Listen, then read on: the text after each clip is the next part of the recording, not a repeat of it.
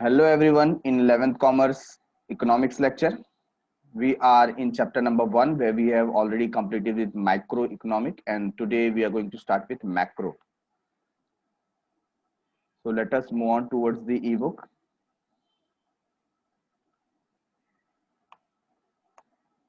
Those who are having textbook with them currently, come on page number 6, part B, macro economics.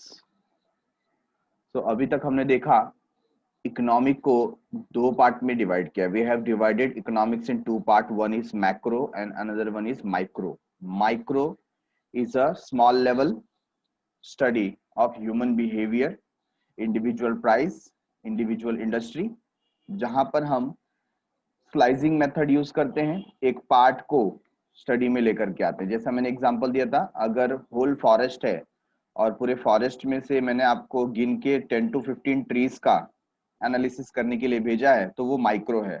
But जब आपको पूरे के पूरे forest का एनालिसिस करना है वो मैक्रो लेवल है.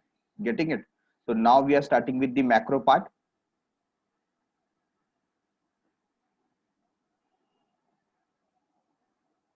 Macro means large or aggregate or total. तो मैक्रो का मतलब ही क्या है? लार्ज, एग्रीगेट और total. Macro economics is there for the study of aggregates. तो क्या बोलेंगे?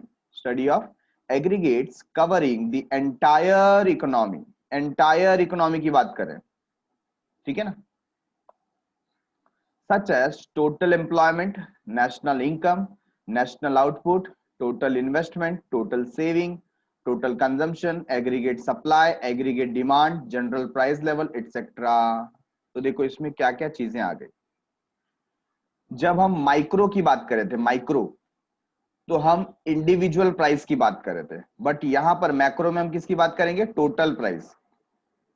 जब हम माइक्रो में थे हम इंडिविजुअल सैलरी की बात कर रहे थे. बट जब यहां पर हैं तो हम नेशनल या टोटल इनकम की बात करेंगे. ओके, नेशनल इनकम की बात करें. जब हम माइक्रो में थे तो हम इंडिविजुअल डिमांड की बात करते थे. बट यहां पर we are talking about aggregate demand, not individual, है ना? हम माइक्रो में एक कमोडिटी के प्राइस के ऊपर चर्चा करते थे, डिस्कस करते थे. But in macro we are discussing on general price level. Overall price level पूरी इकोनॉमी में क्या है उसके ऊपर बात की जाती है. So when we are talking about on aggregate term, on total basis, regarding total employment, national income, national output, total investment, total saving, total consumption, aggregate supply, aggregate demand, general price level. So we are talking about macroeconomics. Macroeconomics. Getting it, everyone? Kenneth Balding, इन्होंने definition दिया है. देखो क्या definition दिया है. Macroeconomics deals not with individual quantities as such. ये individual की बात करता ही नहीं है. But with the aggregate of these quantity, उनके टोटल की बात करता है. टोटल क्वांटिटी की बात कर रहा है. Not with the individual income. एक व्यक्ति की इनकम के बारे में बात नहीं कर रहे हैं. But with the national income. Not with the individual prices but with the general price level. Individual price, कोई एक पर्टिकुलर कमोडिटी के प्राइस के बारे में बात नहीं कर रहे हैं. हम जनरल प्राइसिंग की बात कर रहे हैं कि ओवरऑल प्राइसिंग का इफेक्ट क्या है. Not with individual output. Output मतलब प्रोडक्शन जो आप जनरेट कर रहे हैं, ठीक है ना? तो एक इंडिविजुअल के आउटपुट की बात नहीं कर रहे हैं. But with the national output, gross domestic product, जो हम लोग जीडीपी की बात करते हैं. तो यहां पर जब हम एग्रीगेट के बारे में बात कर रहे हैं, टोटल के बारे में बात कर रहे हैं, that means we are talking about macro economics. Getting it? Basic concept. Basic concept में सबसे पहला क्या आता है? National income. National income. National income simply means income of the nation. Income of the nation. This reveals the total economic performance of a nation. एक राष्ट्र का, एक नेशन का टोटल इकोनॉमिक परफॉर्मेंस क्या है, क्या प्रोडक्टिविटी है, कितना गुड्स और सर्विसेज हमने जनरेट किया, उसका वैल्यू क्या है मॉनिटरी बेसिस पे. It is referred to as the total income of the country. इसको क्या बोलते हैं? Total income of the country. तो यहां पर हम सारा का सारा प्रोडक्शन देखते हैं। ओसी में हमने देखो टाइप्स ऑफ इंडस्ट्री देखा, primary sector, secondary sector, tertiary sector. ये हमने प्रोडक्शन प्रोसेस देखा कि यहाँ पर प्राइमरी सेक्टर होता है, सेकेंडरी सेक्टर होता है, टर्शरी। तो तीनों का मिला करके जो आउटपुट है, उस टोटल आउटपुट को हम नेशनल इनकम में काउंट करते हैं। किस में काउंट करते हैं? National income. In the economic sense, national income is the aggregate monetary value of all final goods and services produced in an economy during a year। एक साल में जितने भी गुड्स, जितने भी सर्विसेज प्रोड्यूस किए गए हैं, उसका मॉनिटरी वैल्यू, कौन सा वैल्यू? Monetary value. उसका कॉस्टिंग किया जाएगा, उसका क्या वैल्यू है उसका टोटल लिया जाएगा, और उस एग्रीगेट को हम मैक्रो लेवल पे स्टडी करते हैं। ओके, तो वो होता है नेशनल इनकम। नेशनल इनकम तो हमारा जैसा इंडिविजुअल इनकम है, आपके घर का या आपके पेरेंट्स का इनकम, मेरा इनकम है ना, ये तो हमारा इंडिविजुअल इनकम है। बट जब हम पूरे देश के इनकम की बात करते हैं, उसे क्या बोलते हैं? National income. तो ये क्या कि सबसे पूछने जाते हैं इस साल आपने कितना कमाया बताइए, ऐसा पूछने जाते हैं क्या? नहीं। यहाँ पर हम प्राइमरी सेक्टर, सेकेंडरी सेक्टर और टर्शियरी सेक्टर का ओवरऑल प्रोडक्शन देखते हैं, और उस प्रोडक्शन को मॉनिटरी वैल्यू में कन्वर्ट किया जाता है कि उसका टोटल कितना वैल्यू है, और उसका टोटल लेने के बाद हमें मिलता है नेशनल इनकम। ठीक है, देखिए इस साल जो न्यू रिपोर्ट है उसके तहत कोरोना जो संकट आया है सभी देशों के ऊपर, तो हमारी जीडीपी गिर करके -23 पर चली गई, जो कि जीडीपी पिछले 4-5 साल में 5 to 6% पे होता था, अब वो डिक्रीज होकर के कहां पर हो गया? -23 पर आ गया है ना। तो ये सिर्फ हमारे देश के साथ में नहीं, दुनिया के कई ऐसे देश हैं जिनका जीडीपी गिरा है। क्यों? क्योंकि प्रोडक्शन को इफेक्ट हुआ है, कंजम्पशन को इफेक्ट हुआ है, लोगों ने कंजम्पशन कम कर दिया क्योंकि लोगों का इनकम कम हो गया, राइट। तो इसके वजह से किस पे असर पड़ा है? नेशनल इनकम के ऊपर। Definition bye national income committee, तो एक कमिटी बनाई गई जिसने इसका डेफिनेशन दिया। क्या दिया? डेफिनेशन। क्या डेफिनेशन दिया है हम चेक करेंगे। A national estimate. अब देखो ये परफेक्ट नहीं है, किसी से जाकर सर्वे नहीं किया गया, बताइए आपकी नेशनल इनकम क्या है, नहीं सच सच बताइए। आपका रिपोर्ट लेना पड़ेगा, आपको पेपर्स दिखाने पड़ेंगे, ऐसा नहीं है। क्या ये? एस्टिमेटेड बेसिस पे है। किस पे है? एस्टिमेटेड बेसिस पे। A national estimate measure the volume of commodities and services turned out during a given period counted without duplication. ऐसा काउंटिंग होना जहां पर डुप्लीकेशन ना हुआ हो। तो एस्टिमेटेड बेसिस पे हम क्या करते हैं, जितनी भी कमोडिटीज और जितने भी सर्विसेज इस साल प्रोड्यूस हुए हैं, टर्न आउट हुए हैं, उनका मॉनिटरी वैल्यू कैलकुलेट करते हैं विदाउट डुप्लीकेशन। मतलब कोई कमोडिटी डबल बार काउंट ना हो जाए, उसका ध्यान रखते हुए। ठीक है, तो ये एक एस्टिमेट है। तो हमने देखा नेशनल इनकम क्या है। हम पढ़ रहे हैं मैक्रो इकोनॉमिक्स के कुछ पार्ट। ठीक है, नंबर 2 सेविंग। सेविंग, सेविंग मतलब बचत। आप अपने इंडिविजुअल लेवल पे भी करते हैं, ठीक है ना। जो भी कोई अर्निंग हमें आता है, फॉर एग्जांपल आपके लेवल में तो आपको क्या मिलता है? पॉकेट मनी मिलता है। तो फॉर एग्जांपल आपको डेली का पॉकेट मनी 5 रुपीज 10 रुपीज मिलता था जब आपके स्कूल कॉलेजेस चालू थे, ठीक है ना। तो उसमें से भी आप क्या करते थे? कुछ ना कुछ अमाउंट सेव करते थे। वैसे ही आपके पेरेंट्स जो भी कोई मंथली इनकम अर्न करते होंगे, उसमें से थोड़ा अमाउंट क्या करते हैं? सेव करते हैं। तो we are talking about saving. It is that part of income which is set aside to satisfy the future needs by foregoing current consumption.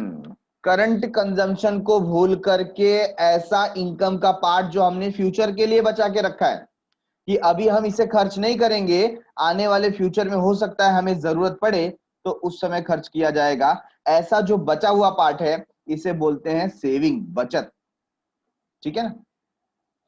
In other words, saving is that part of income which is not spent currently on consumption. ये वह हिस्सा है income का जिसको हम लोग ने अभी खर्च किया नहीं है, खर्च होने से बचा लिया। क्यों बचा लिया? ताकि फ्यूचर में ये हमारे काम आ सके।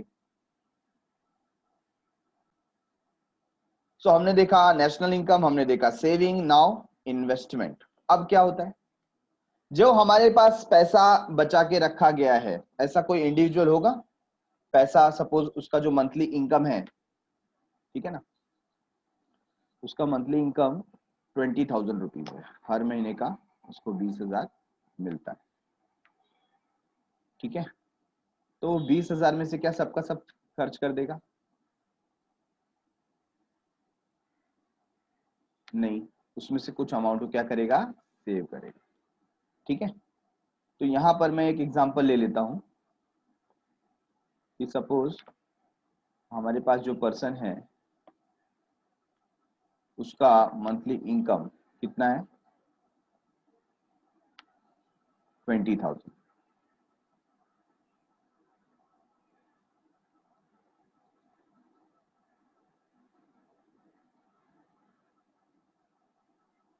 ठीक है, 20,000 रुपीज। ओके, अब इसमें सपोज उसका जो एक्सपेंसेस है, कौन से एक्सपेंसेस की बात कर रहा हूँ? Monthly expense. उसका जो मंथली एक्सपेंस है वो हो जाता है 15,000 रुपीज। जो भी है, घर का rent, food, clothing, shelter, education, health के ऊपर जो उसका खर्च हो रहा है, और उसके पास बचता कितना है? 5,000। तो ये जो 5,000 बचा है इसको हम क्या बोलेंगे? सेविंग्स, ठीक है। और ऐसा सपोज वो फ्रॉम लास्ट 5 ईयर्स से सेव कर रहा है। कब से सेव कर रहा है? 5 ईयर्स से। तो 5 ईयर से सेव कर रहा है तो 5 into 12 है ना, हर महीने 5-5 हजार सेव करता है। ये पर मंथ का मैंने बताया आपको। तो इसके पास 60 मंथ का क्या होगा? सेविंग्स होगा। तो मल्टीप्लाई कर देंगे,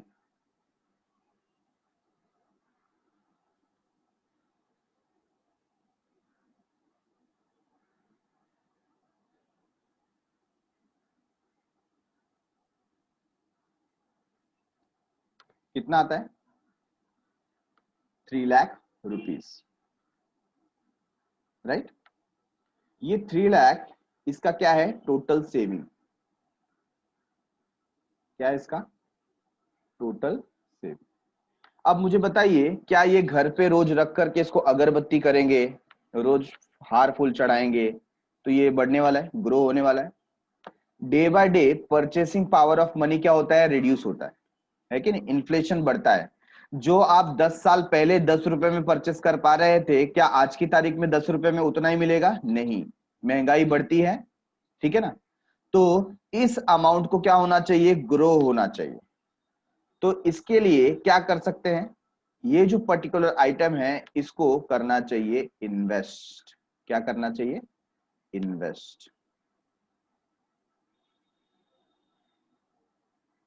इन्वेस्टमेंट, तो इन्वेस्टमेंट कहां हो सकता है?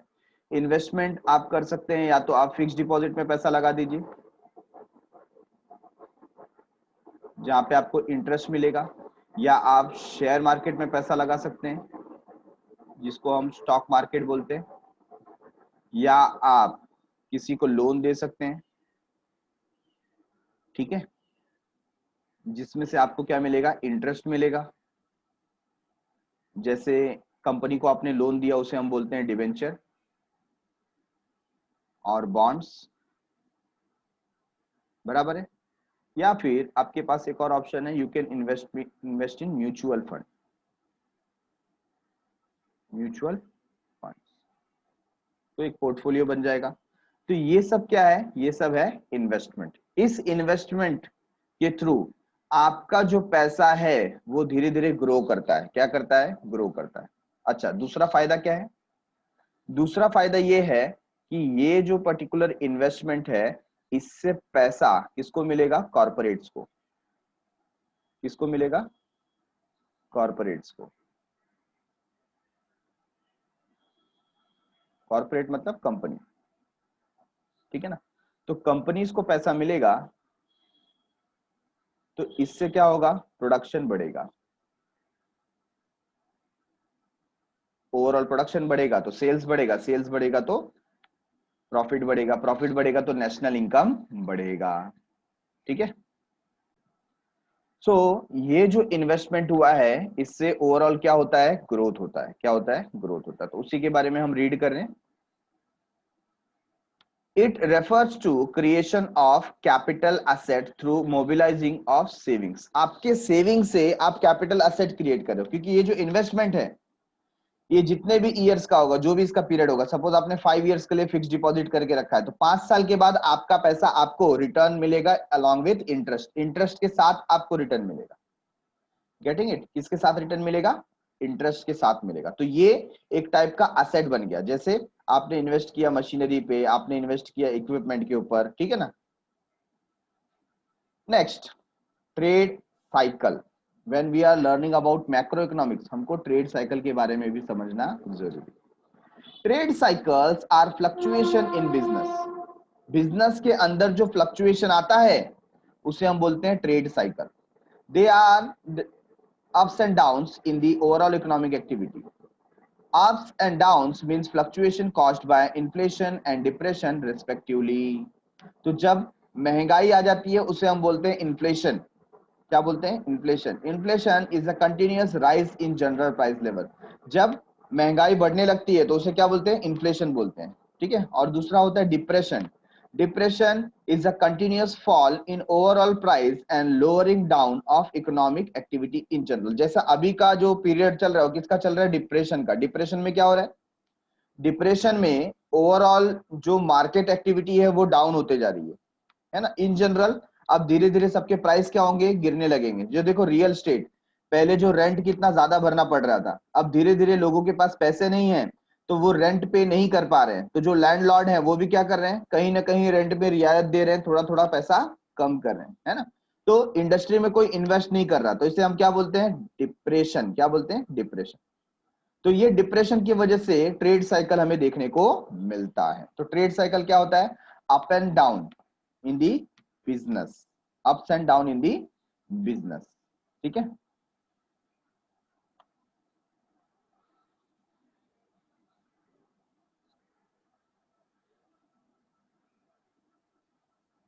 तो हमारा जो बिजनेस साइकिल है, आपने सपोज बिजनेस स्टार्ट किया,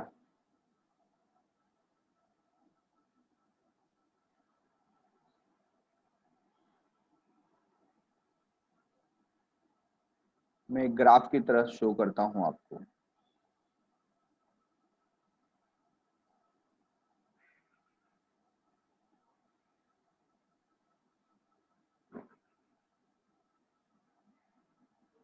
okay.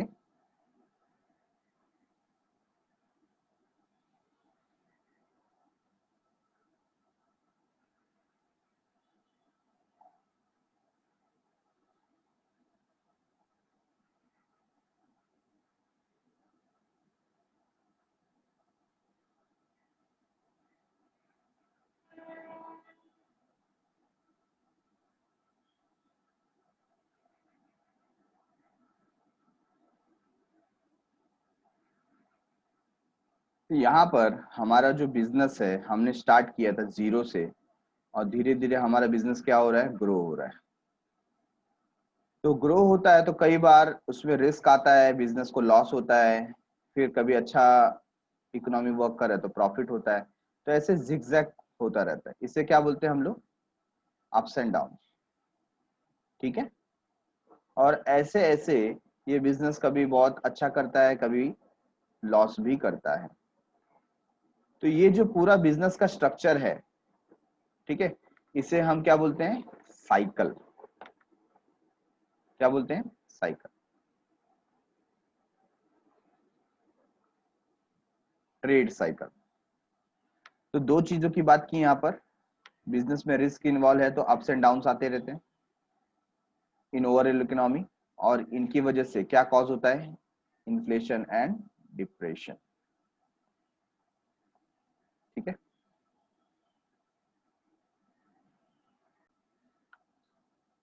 Moving towards point number 5। Point number 5 is economic growth, क्या बता दिया? Economic growth.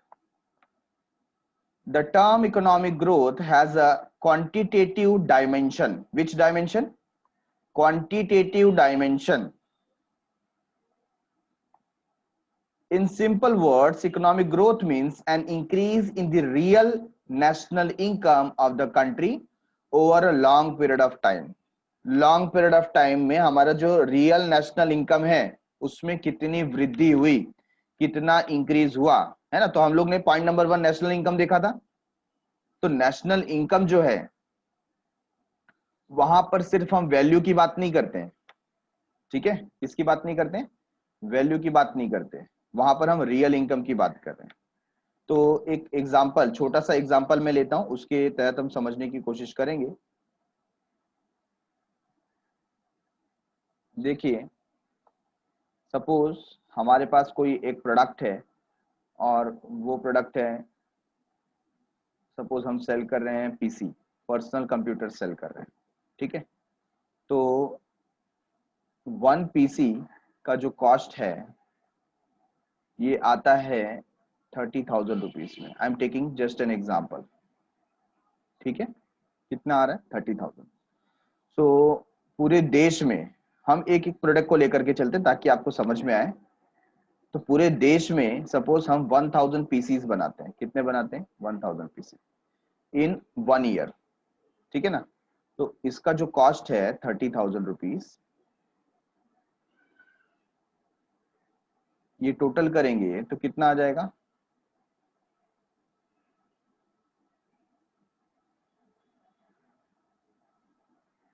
Total 3 crore rupees, है ना. तो ये हमारा क्या है? अगर मैं इसको मॉनिटरी वैल्यू में बात करूं तो ये 3 करोड़ का जीडीपी, 3 करोड़ का क्या होता है? जीडीपी क्रिएट करता है. मैं बहुत छोटे लेवल पे बात कर रहा हूँ, स्मॉल लेवल पे बात कर रहा हूँ. चलो, क्या हुआ? ये सपोज ये ईयर है 2018 का. अब 2019 में हमने क्या किया? हमने 1000 पीसीज ही बनाई और उसका प्राइस इंक्रीज होके सपोज सिंपल एग्जांपल लेंगे 40,000 हो गया. कितना हो गया? 40,000. तो ये टोटल कितना हो गया बोलिए? 4 करोड़, ठीक है ना. कितना हो गया? 4 करोड़. तो क्या लगता है आपको, क्या यहां पर हमारा जो जीडीपी है वो इंक्रीज हुआ?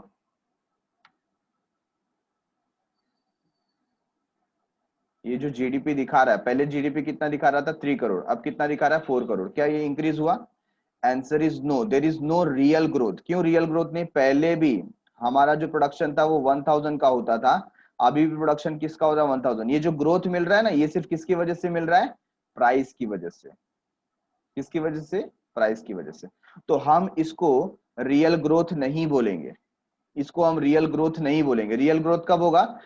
It depend upon the quantity. अगर आप 1000 की जगह 2000 पीसीस बनाते, है ना, और भले उसका प्राइस सेम रहता 30,000, तो ये कितना हो जाता था? 6 करोड़ रुपीस. ये इंक्रीज हुआ है, इसे हम क्या बोलेंगे? Real growth, real national income, है ना. क्यों? क्योंकि यहां पर आपने क्वांटिटी इंक्रीज की. क्या इंक्रीज की? Quantity.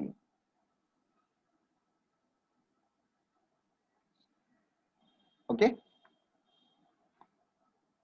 So hence they are saying about this economic growth. यहां पर क्या बता दिया? Real national income. और कौन सा डायमेंशन बताया? Quantitative dimension. Which dimension? Quantitative dimension. Over the long period of time, है ना. वो लॉन्ग पीरियड ऑफ टाइम क्या हो सकता है? जो भी पीरियड ले, 4 साल, 5 साल, 10 साल, जैसा भी ले. ओके. तो इकोनॉमिक ग्रोथ हम इसे कहते हैं, जो रियल नेशनल इनकम में इंक्रीमेंट लाता है.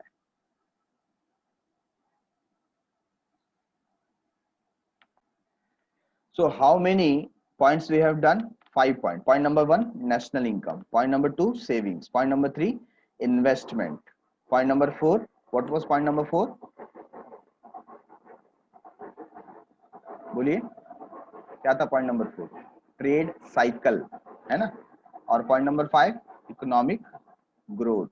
Now point number 6, economic development. Sir development और ग्रोथ मतलब दोनों तो एक जैसा लगता है। क्या इकोनॉमिक ग्रोथ और इकोनॉमिक डेवलपमेंट दोनों सेम है? आंसर इज नो, है कि नहीं। यहां पर हम क्या देख रहे हैं, ध्यान से सुनिए। This is a wider concept which has a qualitative dimension. देखिए कौन सा डायमेंशन की बात कर रहे हैं? क्वालिटेटिव डायमेंशन, मतलब क्वालिटी इंक्रीज होनी चाहिए। कौन सी क्वालिटी की बात करें? Quality of individual, quality of life, है ना। अगर जीडीपी बढ़ रही है तो वो आम लोगों में दिखनी चाहिए। इकोनॉमी ग्रो कर रही है लेकिन लोग अभी भी भूख से मर रहे हैं, तो ये क्या डेवलपमेंट है? Answer is no. अभी भी हमारे देश में पॉवर्टी है, अभी भी हमारे देश में इलिटरेसी है, अभी भी लोगों को खाने को 2 वक्त की रोटी नहीं मिलती, और भले पैसा कितना भी कमाने दो, ग्रोथ करने दो, बट क्या क्वालिटी ऑफ लाइफ इंप्रूव हो रही है?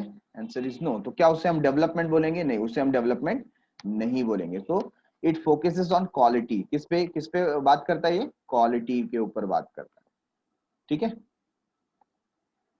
Economic development implies economic growth plus progressive changes in certain important variable which determine well-being of the people। well-being of the people मतलब यहां पर इंपॉर्टेंट क्या है? लोगों का भला हो, है ना। लोगों को इससे फायदा पहुंचना चाहिए, उनका वेलबींग होना चाहिए। अगर आपकी इकोनॉमी ग्रो कर रही है, डेवलप हो रही है, लेकिन वो पैसा गरीबों तक नहीं पहुंच रहा है, पॉवर्टी नहीं हट रही है, लिटरेसी रेट बढ़ नहीं रहा है, तो क्या रियली डेवलपमेंट हो रहा है? Answer is no. तो सिर्फ ये दिखावा हो रहा है, सिर्फ क्वांटिटी बढ़ा रहे हैं, क्वालिटी में कोई फर्क नहीं है। तो एक्चुअली हमको क्या ग्रो करना है? क्वालिटी भी ग्रो करना है, ठीक है। तो wellbeing of the people is the key point in economic development. Just like education and health, इसमें भी क्या होना चाहिए? डेवलपमेंट होना चाहिए, okay. So when we are talking about economic development, this is a wider concept which has a qualitative dimension. Which dimension? Qualitative. Economic development implies economic growth plus progressive change in certain important variable। दो चीज की बात की, एक तो economic growth, growth भी है, plus progressive changes भी है। किसमें? वेलबींग ऑफ दी पीपल, लोगों के वेलफेयर में, ठीक है।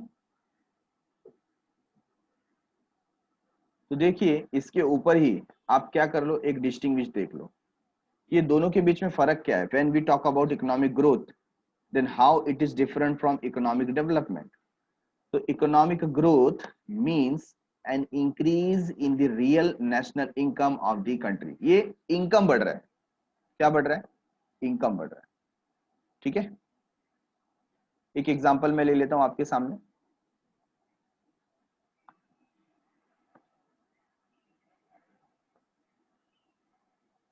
एक छोटा सा हाउस होल्ड का एग्जांपल लेता हूं मैं, ठीक है। ये एक हाउस होल्ड है, मतलब एक घर है यहाँ पर और एक दूसरा है, ठीक है। ये मिस्टर श्याम का घर है। किसका घर है? श्याम का।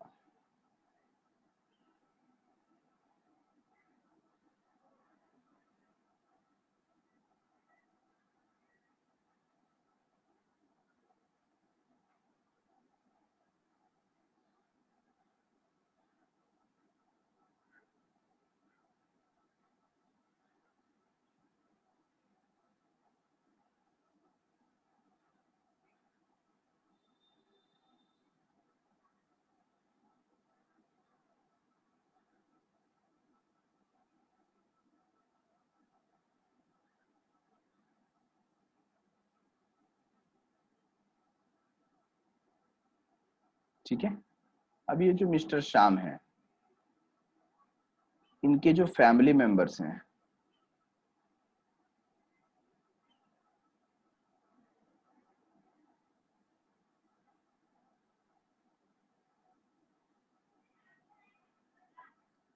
ठीक है, ये कितने हैं? 10, 10 इन नंबर्स। इनके घर में 10 लोग रहते हैं, और यहाँ पर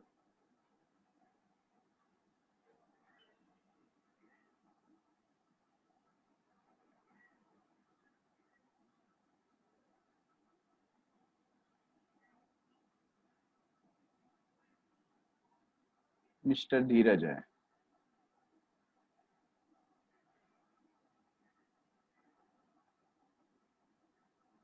मिस्टर धीरज, ठीक है, इनके फैमिली मेंबर हैं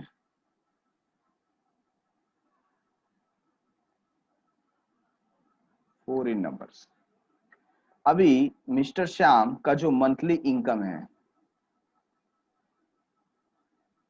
मतलब पूरे घर का मिला के, वो है 50,000 रुपीज। कितना है? 50,000। और यहाँ पर जो मंथली इनकम है वो है 40,000 रुपीज, बराबर है। अभी मिस्टर श्याम ने और मेहनत करना स्टार्ट किया और इनका इनकम इंक्रीज हो गया, मंथली इनकम।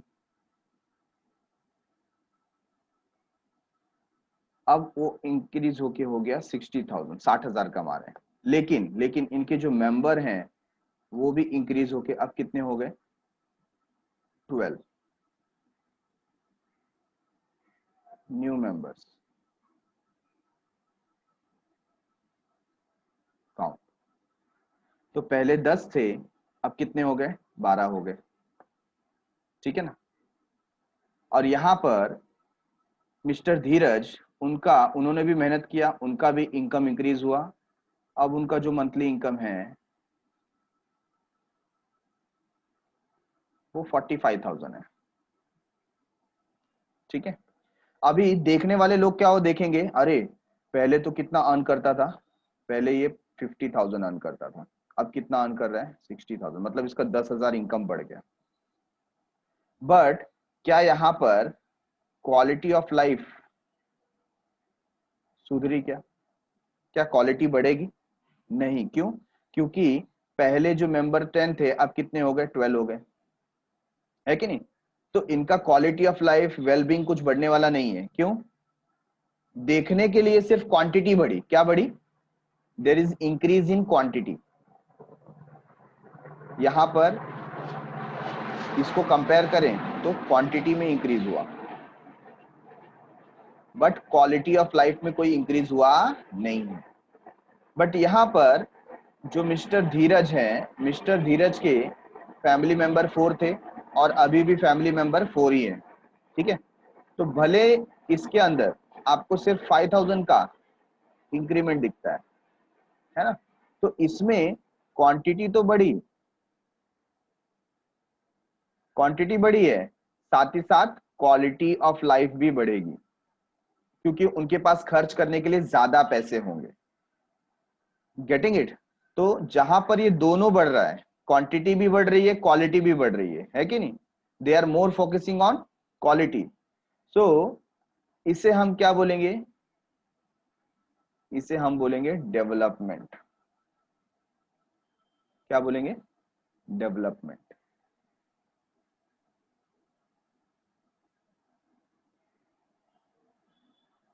और इसको सिर्फ नाम दिया जाएगा ग्रोथ का।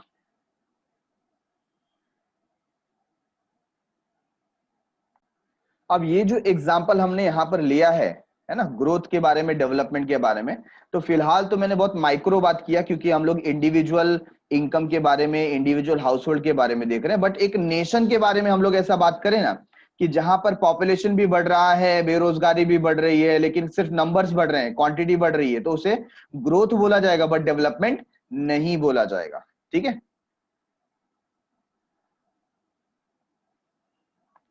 तो डिस्टिंग्विश में आते हैं। आपके सामने देखिए क्या बता दिया। Economic growth means an increase in the real national income of the country. National income बढ़ रही है, that means we are more focusing on quantitative term. किसके ऊपर हम बात करें? क्वांटिटेटिव टर्म, ठीक है। जबकि डेवलपमेंट में जब हम बात करते हैं, it indicate economic growth plus, देखो ग्रोथ तो हो रहा है, plus progressive changes. Economic growth है प्लस प्रोग्रेसिव चेंजेस है in certain important variable which determines wellbeing of the people. यहां पर लोगों का quality of standard of life increase होना चाहिए, ठीक है। जहां ग्रोथ बात करता है सिर्फ नेशनल इनकम की, वहां पर डेवलपमेंट दोनों की बात करता है। मतलब नेशनल इनकम तो बढ़ना ही चाहिए, साथ ही साथ लोगों का भला भी होना चाहिए, फायदा भी होना चाहिए, स्टैंडर्ड ऑफ लिविंग भी बढ़ना चाहिए। तो जो ग्रोथ है वो क्वांटिटी के बारे में बात कर रहा है, और जो डेवलपमेंट है it's talking about quantity as well as quality. ठीक है, तो क्वालिटी के ऊपर ज्यादा फोकस है। अच्छा, development, sorry, economic growth is possible without economic development. बिना डेवलपमेंट के क्या आप ग्रोथ कर सकते हो? यस, बिल्कुल कर सकते हैं। नंबर बढ़ा दो, क्वांटिटी बढ़ा दो, प्रोडक्शन बढ़ा दो, आपका डेवलपमेंट होगा। ठीक है, तो ये हो सकता है possible, possible without economic development. But economic development is not possible without economic growth. आप इकोनॉमिक डेवलपमेंट बिना ग्रोथ के कर सकते हैं क्या? नहीं, पैसा ही नहीं होगा तो कैसा करेंगे? तो ग्रोथ तो जरूरी है और उसके बाद ही डेवलपमेंट स्टार्ट होगा। ठीक है, समझ में आया आपको? तो not possible without economic growth, यहां पर हमको दोनों चाहिए, इकोनॉमिक ग्रोथ होगा तो ही डेवलपमेंट होगा। Economic growth is a unidimensional concept. कैसा कंसेप्ट है? यूनिडायमेंशनल, मतलब यहां पर एक ही डायमेंशन के बारे में बात कर रहे हैं। किसके बारे में? क्वांटिटी के बारे में। किसके बारे में? क्वांटिटी के बारे में। क्वांटिटी बढ़नी चाहिए, जबकि डेवलपमेंट मल्टी डायमेंशन है, इसमें quantity as well as quality दोनों को देखा जाता है। हाँ, क्वालिटी के ऊपर ज्यादा फोकस करते हैं। ठीक है, economic growth is spontaneous and reversible. कैसा है? स्पॉन्टेनियस है। स्पॉन्टेनियस मतलब इमीडिएटली क्वांटिटी में इंक्रीज करके आप ग्रोथ को अचीव कर सकते हो, है ना?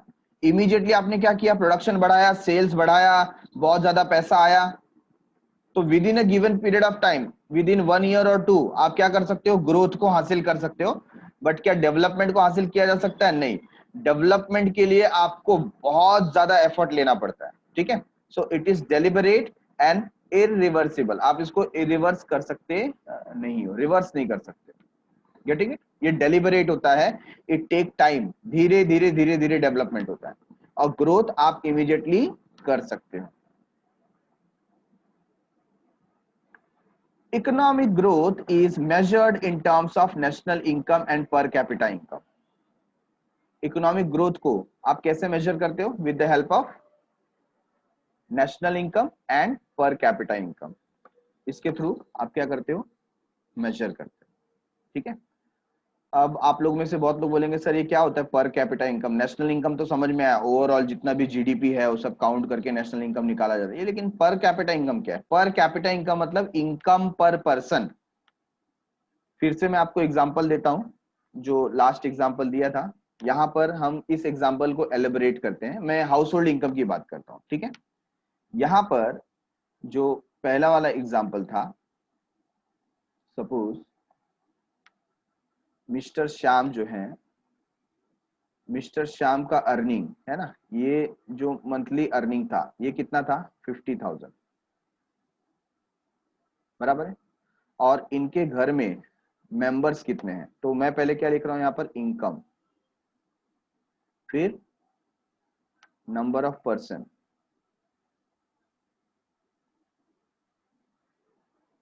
तो नंबर ऑफ पर्सन कितने थे? 10, है ना? तो डिवाइड करेंगे 0 0, तो कितना बचता है? इसमें मालूम पड़ता है कि हर एक पर्सन कितना कमा रहा है? 5,000 कमा रहा है। तो इसको मैं क्या बोलूंगा? इनकम पर पर्सन, या इसको हम बोल सकते हैं per capita income of house hold, घर का per capita income, per capita income. But ये कौन से पॉइंट ऑफ व्यू बोल रहा हूँ? एक एक हाउस होल्ड के प्रोस्पेक्टिव में बात कर रहा हूं। सिमिलरली जो धीरज है हमारे सामने, है ना, सो धीरज का जो इनकम था वो कितना था? 40,000, बराबर है। और डिवाइड करेंगे किससे? 4 से, तो यहां पर रिजल्ट क्या आता है? 10,000, बराबर है। यहां पर रिजल्ट क्या आता है? 10,000। तो यहां पर कैपिटा इनकम कितना है? 10,000 का, मतलब एक पर्सन का इनकम 10,000 तक जाता है। ऐसे ही हम क्या करते हैं नेशनल लेवल पे, है ना, हम क्या करते हैं? National income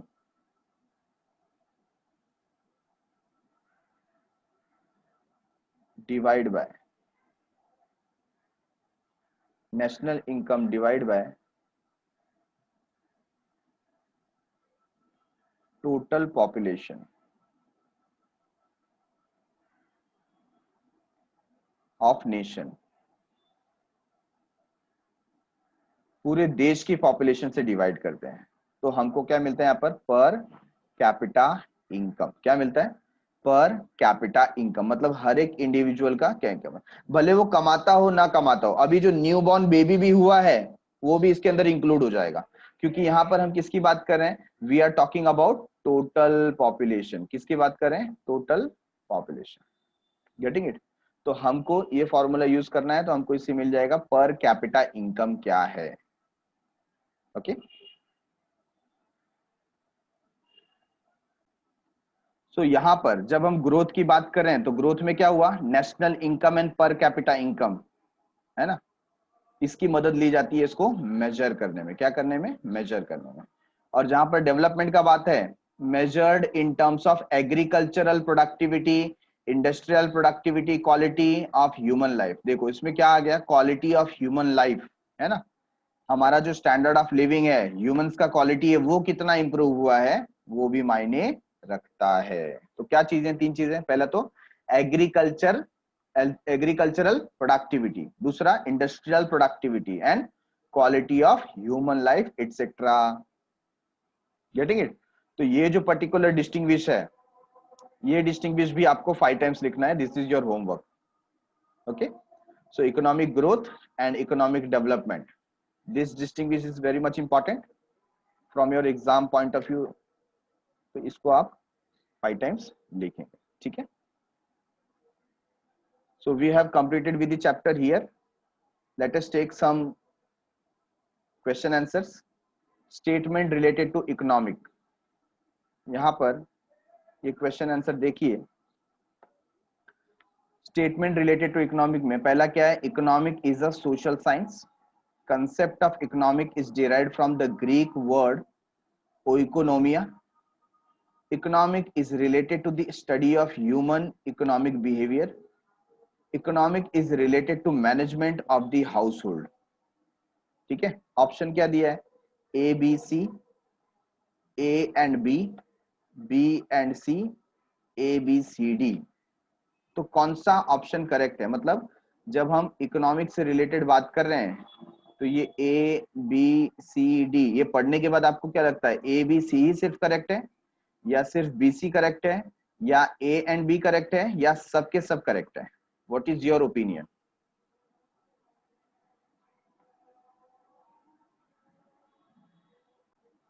So fourth option is the correct option. Number 2, statements incorrect with reference to Adam Smith. Adam Smith का ये स्टेटमेंट है, लेकिन कौन सा स्टेटमेंट गलत है? इनकरेक्ट स्टेटमेंट की बात करें। किसकी बात करें? Incorrect. Adam Smith is a classical economist. Wealth of nation is authored by Adam Smith. Economic is a science of wealth. Economics study common man. तो इसमें पहला ऑप्शन दिया है डी, दूसरा ऑप्शन दिया है एबीसी। हमें किसकी बात कर रहा हूं? इनकरेक्ट है। मतलब क्या डी गलत है, बाकी सब करेक्ट है, या एबीसी ये इनकरेक्ट है, सिर्फ डी सही है? ए एंड डी ये गलत है, या सी एंड डी ये गलत है? कौन सा ऑप्शन आप मार्क करेंगे? So the correct answer is D. D क्या है? इनकरेक्ट स्टेटमेंट है। क्या है? Incorrect statement. चलो थर्ड वन, की पॉइंट्स इन लायनल रॉबिन्स। जो की पॉइंट हमने 4 की पॉइंट्स देखे थे उसमें wants are unlimited, means are limited, wants are not gradable, means have alternative uses. तो इसमें पॉइंट है a and B and C, A b d, a B C d all. मतलब कौन से ऐसे पॉइंट हैं जो रॉबिन्स ने अपने की पॉइंट में बोले हुए हैं? तो इसमें से अगर हम देखें तो वांट्स आर अनलिमिटेड करेक्ट है, means are limited, resources limited होते हैं, स्कैर होते हैं, करेक्ट है। मीन्स हैव अल्टरनेटिव यूसेस, ये भी राइट है, रिसोर्सेस के अलग अलग इस्तेमाल होते हैं। बट पॉइंट नंबर सी क्या बोलता है? बॉन्ड्स आर नॉट ग्रेडेबल, क्या बॉन्ड्स को हम ग्रेड नहीं कर सकते? कर सकते हैं, है ना, किसको प्रेफरेंस दे किसको ना दे। तो ये वाला जो पॉइंट है वो रॉन्ग है। तो हमारे लिए करेक्ट आंसर क्या होगा? A, B and D, that means what? Third option. Third option is the correct option. ठीक है। Number 4, statement related to wealth. Statements related to wealth. Wealth means anything which has market value and can be exchange for money. Correct है। It is external to human being. हाँ, ये हमने देखा था कि human being का external होना चाहिए, उसके बॉडी का कोई पार्ट ना हो। Wealth has no utility, wealth is scarce and exchangeable. ठीक है ना। तो a b d point, option 1, option 2 a c d, option 3 b C d and none of the above. तो इसमें हम देख सकते हैं पॉइंट नंबर सी जो बोला है, वेल्थ हैज नो यूटिलिटी, ये रॉन्ग है क्योंकि वेल्थ में यूटिलिटी होती है कि नहीं? तो पॉइंट नंबर सी क्या है? इनकरेक्ट है। तो बाकी पॉइंट क्या है? करेक्ट है। ए b d is the correct one. तो ए बी डी ये किसी में बोला है क्या? फर्स्ट वन, है ना, first one, first option is the correct option. Number 5, aspects considered in national income. National income में हम क्या कंसीडर करते हैं? Final goods and services are included in national income, produced goods and services in a financial year are included in national income, double counting is avoided, value is considered as per market price. So option number 4, all A B C D are correct.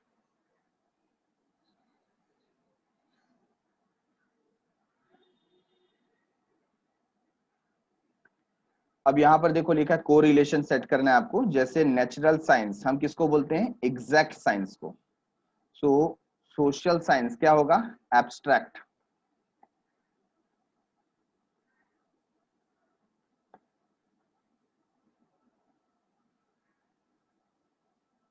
Abstract science.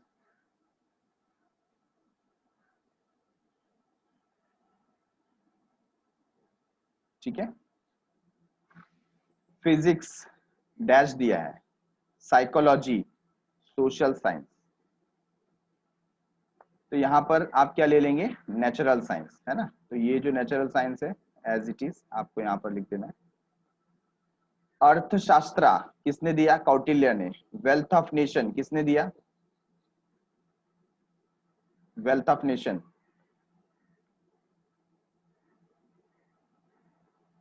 Yes, किसने दिया? Adam Smith.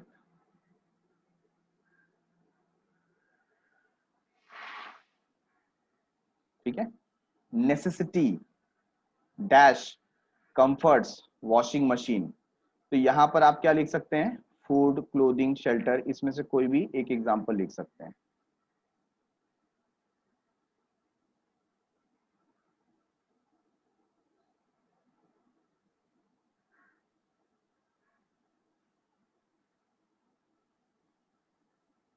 ठीक है ना। Food, clothing, shelter, education, health, और comfort में क्या आ जाएगा? Washing machine. Again free goods का क्या है? Value in use.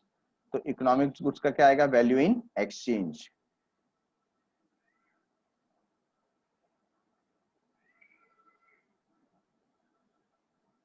Value in exchange, right. Identify and explain the concept from the given illustration.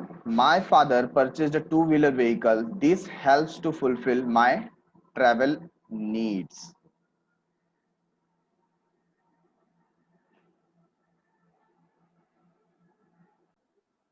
So यहाँ पर जो probable आंसर है वो क्या हो सकता है? Value in use.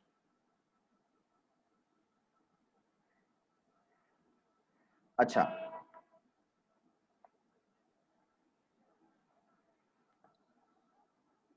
a study of the annual income of the family, family की बात कर रहे हैं, दैट मीन्स इंडिविजुअल की बात करें तो क्या होगा? माइक्रो इकोनॉमिक, है ना। इंडिविजुअल की बात करें, फैमिली की बात करें। As per the data of financial year 18-19, the country's production of goods and services increased by 20%. तो यहाँ पर डेटा की बात कर रहे हैं, we are talking about quantity, है ना, तो क्वांटिटी है तो ये क्या हो जाएगा, economic growth.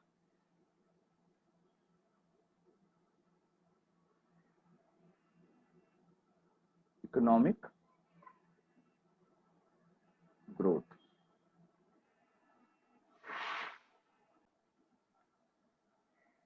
Karuna's mother saves 1000 every month out of her given salary. Yes, क्या आएगा answer, saving. Ram's father utilized his provident fund amount to set up grocery store. ये क्या हो जाएगा, इन्वेस्टमेंट। इन्वेस्टमेंट इन बिजनेस, ठीक है। सो समय समाप्ति की घोषणा, done for the day, we have completed with this chapter. इसको फिर से रीड कीजिए, बाय हार्ट कीजिए, जो इंपॉर्टेंट डेफिनेशन है उसको 5 to 10 टाइम्स लिखिए। Thanks a lot for watching, happy studies, bye bye.